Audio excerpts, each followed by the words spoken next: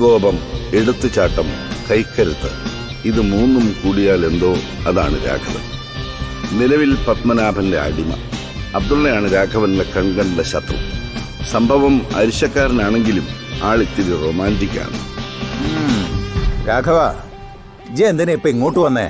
നീ എന്താണോ നടത്താൻ ഉദ്ദേശിക്കുന്നത് അത് പൊളിക്കാൻ വന്നതാ. നിങ്ങൾ ഇങ്ങനെ ഒന്നും രണ്ടും പറഞ്ഞു കേൾക്കാതെ ഇതിനൊരു തീരുമാനം പറ. തീരുമാനം ഒന്നുമില്ല, ഇതിവിടെ നടക്കില്ല.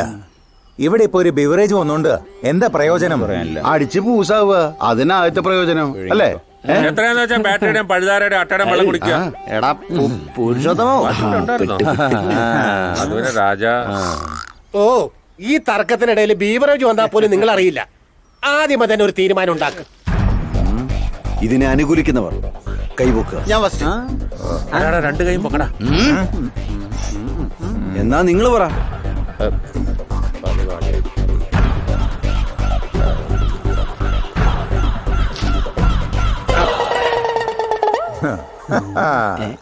അതേപോലെ വായ മൂടി വന്ന വഴിക്ക് പോവാൻ നോക്കടാ. അങ്ങനെ രാഘവൻ പല വഴിക്കും പോയിട്ടുണ്ട്. അതില് നിന്റെ വീട്ടിലേക്കുള്ള വഴിയുണ്ട്. അത് രാഘവനായിരുന്നില്ലേ? ഇസ്മയിലെ നീ രാഘവ ചെറ്റത്തരം പറയരുത്. പറഞ്ഞാ നീ എന്ത് ചെയ്യും? എന്ത് ചെയ്യുന്നു?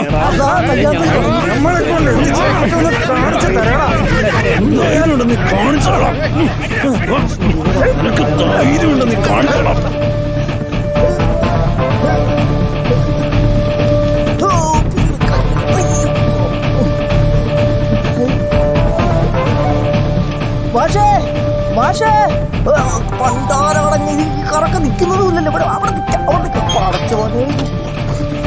ഇത്രയും സ്റ്റെപ്പൊക്കെ മാഷൊക്കെ പണി വെച്ചിരിക്കുന്നു. മാഷേ, മാഷേ, അവിടെ ഇരിക്കാനില്ല. പണ്ടാരടങ്ങ അവിടെ കിടക്കും. മാഷേ, മാഷ അവിടെ പോയി കിടക്കുന്നു. പിന്നെ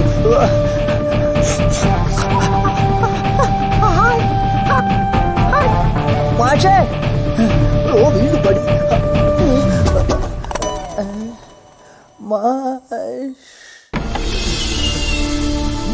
ഇത് കോട്ടത്തറയുടെ സ്വന്തം കൃഷ്ണൻ മാഷ്.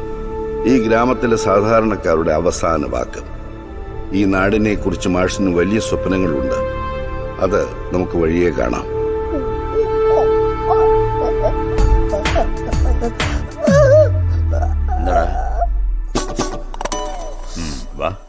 ഇപ്പൊ കറക്റ്റ് വെള്ളം വെള്ളയിട്ട്